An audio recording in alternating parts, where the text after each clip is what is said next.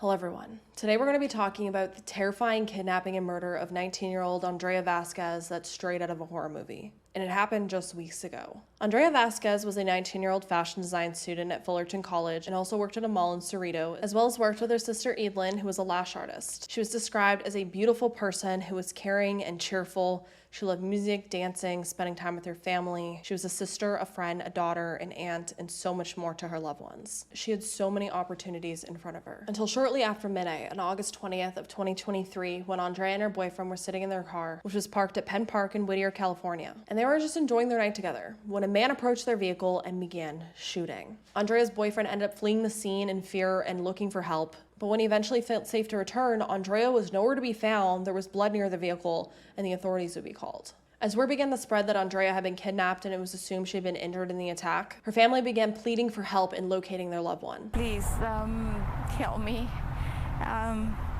I need my daughter back. She's the youngest. Andrea Vazquez says her daughter Andrea was sitting in a vehicle with her boyfriend shortly after midnight on Saturday. He told police someone drove up and opened fire in their direction. They both hit the ground. He ducked. When he ducked, he looked over at her. He said that he saw blood. He got up to see if they were gone or anything, and the man was coming around the other side of the car.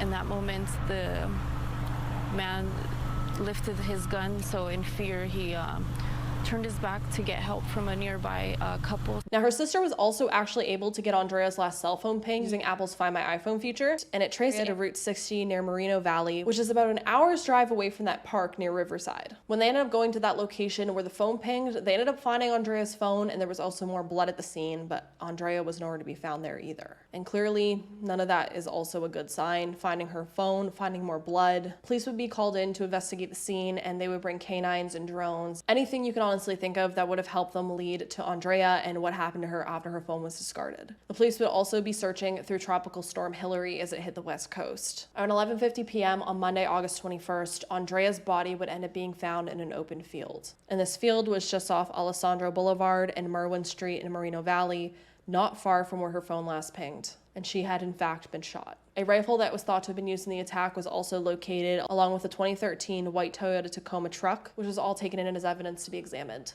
The next morning, Andrea's family would be notified of her body being found, and a huge candlelight vigil would be held in honor of Andrea.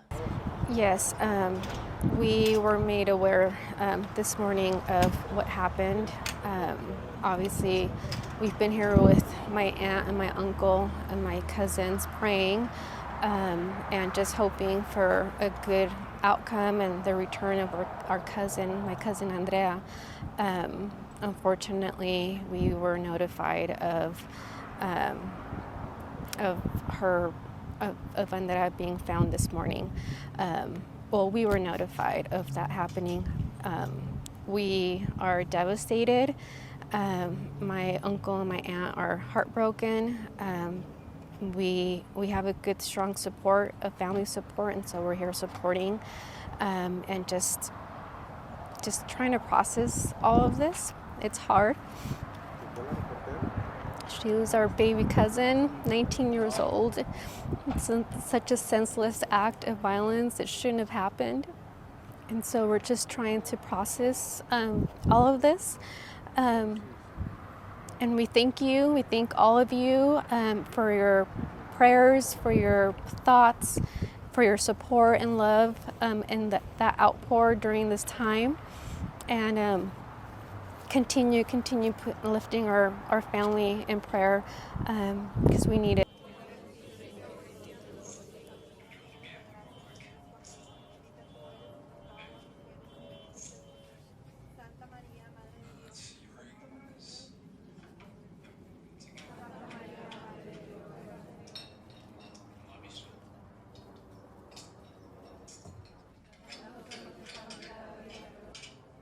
Her mother, Anna, telling CBS News, and I quote, "It's a terrible day for me today. I had a lot of hope to find her alive, hoping that God gave me the miracle and nothing happened," end quote. A GoFundMe was also started to raise money to help the family deal with this very tragic, very violent loss, which I'll have linked down below if you want to contribute. Now, why would someone want to randomly attack a couple in a park in the middle of the night? Did the attacker know Andrea? Was this pre-planned? There were so many questions, but it did turn out that in fact, this was a random attack, which makes this even more terrifying. It would turn out that earlier that day before Andrea's body was found at 3 p.m., police would end up arresting 20-year-old Gabriel Esparza in connection with the attack. And they come to say, and I quote, "This was a completely random act of violence. There was nothing to suggest that there was any kind of affiliation. The suspect just randomly picked someone who was hanging out at the park that night and committed this heinous act." End quote. But who is Gabriel? Well, it turns out that Gabriel was actually arrested at his work in Lakewood, but he actually lived closer to the Penn Park area. On top of that, his father was actually a fire captain with the LA Fire Department. And according to authorities, Gabriel confessed to everything, stating that he approached Andrea and her boyfriend at random shortly after midnight and shot at them. He then took Andrea, put her in the bed of his pickup truck, and drove until they reached Moreno Valley. Once they arrived at the field, he would tell police that his goal was to commit sodomy, oral compilation, and SA her before dumping her body where police would later find it. Now, his charges are all for attempted, so I want to assume he thankfully wasn't able to SA her for whatever reason. But dear God, I can't even imagine if she was alive during that whole time. Like, depending where she was shot, she could have survived for quite a while. And again, this is just straight out of a horror movie. You're just hanging out at night. It's something I definitely did in my early 20s, around even the time I was 18, 19, 20. You know, you go driving around at night, you go park in a parking lot, you have fun with your friends, and this fact was she was with their boyfriend, and you don't expect something like this to happen. Someone to just approach your vehicle and begin shooting at you, and then kidnap you and drive you across the county is absolutely insane, and I would really like to know why this 20-year-old decided to do this. What made him want to do this? Why did he just randomly decide to go to a park and begin shooting at people? And if this was such a split decision for him to just go shoot at people, why did he then kidnap Andrea? Why didn't he just leave her there? If this is a random attack, there is seriously something wrong with Gabriel, that he could just randomly go shoot at people and then in a split second decide he wanted to kidnap a girl to SA her and drive her across the county to do so. It's insane. And to think that this could have happened to anyone. Gabriel is currently being charged with multiple felonies, including murder, kidnapping, and the attempted SA of Andrea, among other things. However, despite his alleged confession to police, he's currently pleading not guilty, which is it's just so disrespectful when people do that. And his lawyer is also really playing up his innocence for the camera, which I know it's his lawyer's job to do, but it's honestly, again, it's very disrespectful the way his lawyer is going on camera saying that his client is innocent after he allegedly confessed to police. His demeanor is one of sadness, shock, and he's scared. He doesn't know what's going to happen. It's extremely, it doesn't get more serious than this. Rodriguez stressed his client is innocent until proven guilty. He says Esparza comes from a good family. He confirmed to us the 20-year-old's father is an LA County fire captain. My client has no criminal record, comes from a very good family, was a full-time college student, had a full-time job.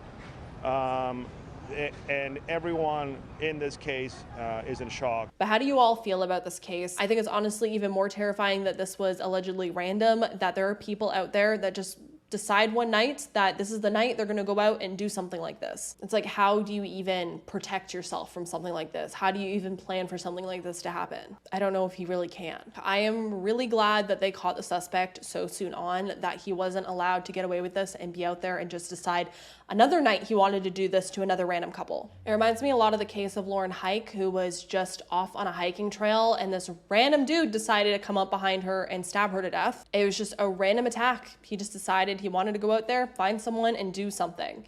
And it's terrifying. If you haven't seen that video, I definitely recommend going and watching it. I covered it. I'll even have a little thing up here if you want to click on it after this. Let's have a conversation below, and if any other information comes out on this, any other new details, I will definitely fill you in. And as always, if there are any other cases you want me to look into, let me know down below and I'll look into them. And I hope you all stay safe out there. Lock your windows and doors, and I will see you in the next video.